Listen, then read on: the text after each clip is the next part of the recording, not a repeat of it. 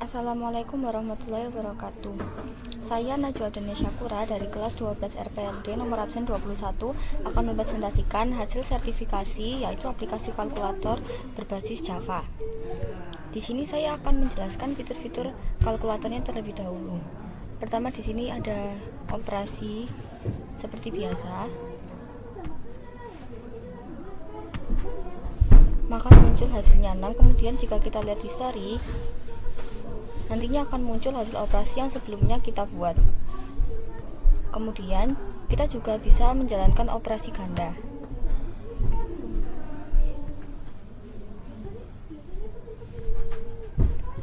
Dan hasilnya sudah keluar. Kemudian kita coba lihat di history.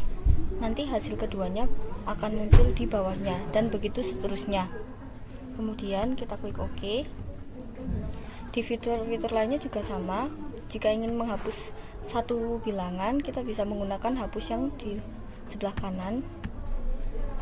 Kemudian jika kita mengeluarkan angka lebih dari 10, nantinya akan mengeluarkan validasi berbentuk seperti ini. Kemudian jika kita melakukan operasi dengan bilangan pembagian yang dibagi dengan bilangan 0,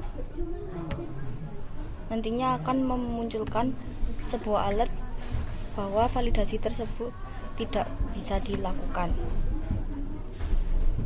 Selanjutnya saya akan menjelaskan codingannya dibalik dari operasi yang sudah saya jalankan barusan. Selanjutnya saya akan menjelaskan codingan-codingan dibalik dari aplikasi yang sudah saya buat. Pertama, di sini ada desain saya. Ini adalah desain kalkulator murni saya. Kemudian source ini adalah hasil codingan saya. Di sini saya hanya menggunakan satu kelas, yaitu kelas kalkulator. Kalkulator yang atasnya ini tidak bisa digunakan, maka dari itu saya hanya menggunakan satu kelas saja. Kemudian di sini saya juga menggunakan beberapa import untuk menjalankan metode-metode di bawahnya. Yang paling utama di sini adalah saya menggunakan import Java util ArrayList. Di sini ini difungsikan untuk history nantinya. Kemudian Java swing scroll pane untuk men-scroll hasil history.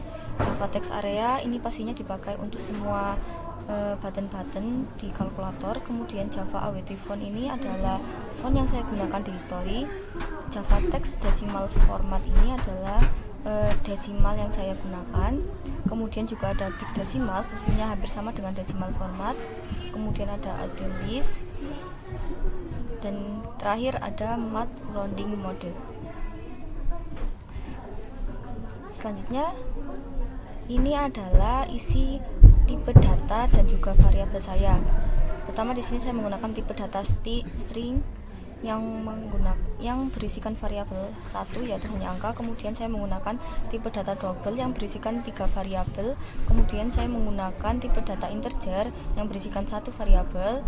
Saya juga menggunakan tipe data string lagi yang hanya berisikan backspace. Ini adalah untuk delete nantinya. Kemudian saya juga menggunakan ArrayList di sini. ArrayList ini nantinya berfungsi di bagian history. Seperti biasa di Java, nantinya kalau kita menggunakan button-button akan muncul metodenya per buttonnya, default dari aplikasi NetBeans-nya. Di metode angka, di per angka saya menggunakan beberapa tipe data dan beberapa operasi. Yang pertama di sini ada string get infinity.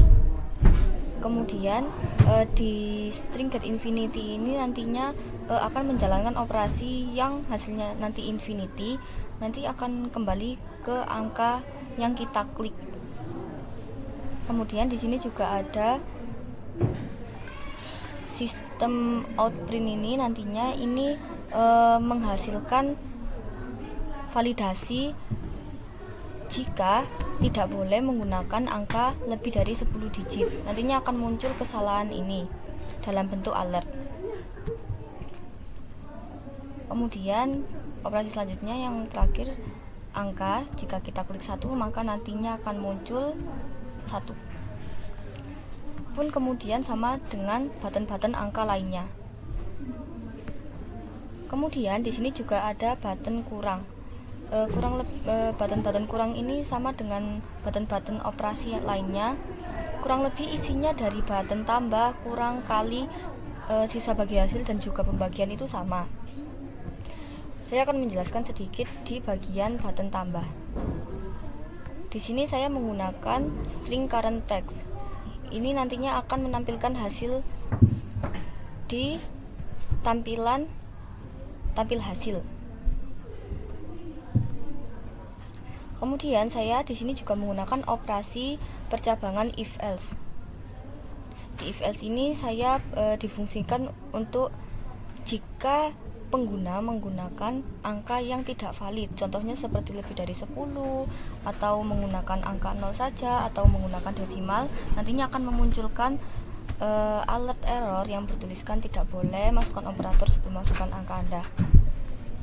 Kemudian di else yang terakhir di sini saya menampilkan operasi yang ingin dijalankan. Jadi nanti hasil akhirnya ini akan muncul di bagian hasil di atas.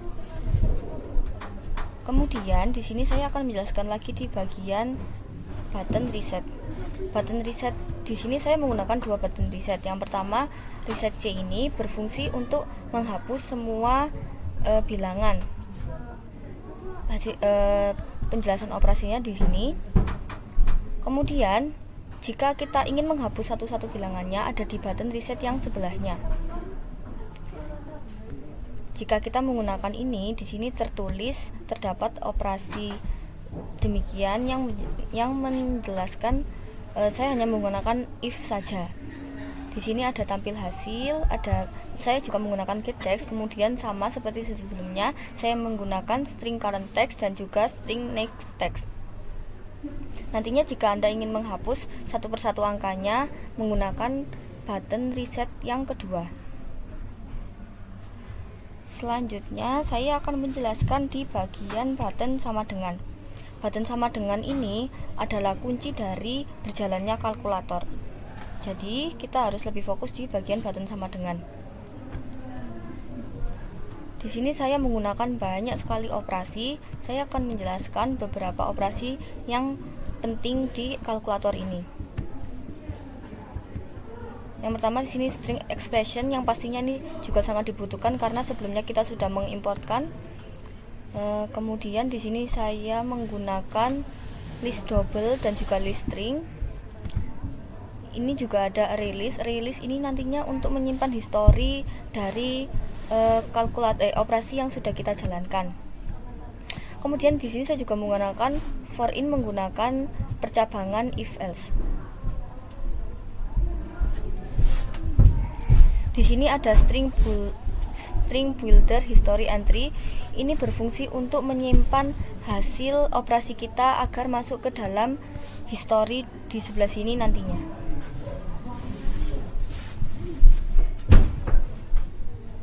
Selanjutnya saya di sini juga menggunakan operasi for in yang berisikan tipe data double.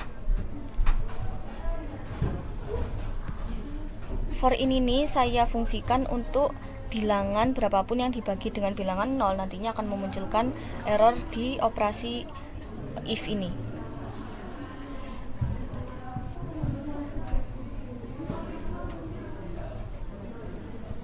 Selanjutnya di bagian tampil hasil ini adalah tampil hasil set text sama dengan hasil final. Hasil final ini menandakan jika tidak ada operasi yang error, nantinya dia akan langsung tersimpan ke history dan memuat operasi yang sempurna.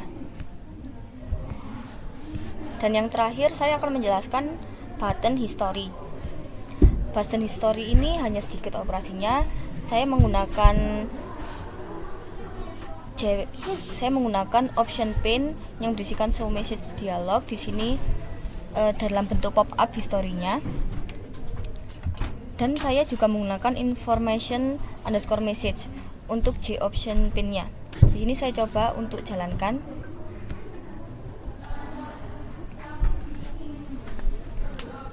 Kita akan coba operasi terlebih dahulu.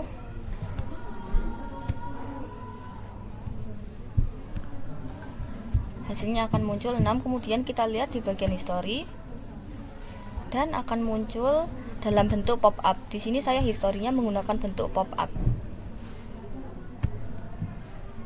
Sekian presentasi dari saya. Terima kasih. Wassalamualaikum warahmatullahi wabarakatuh.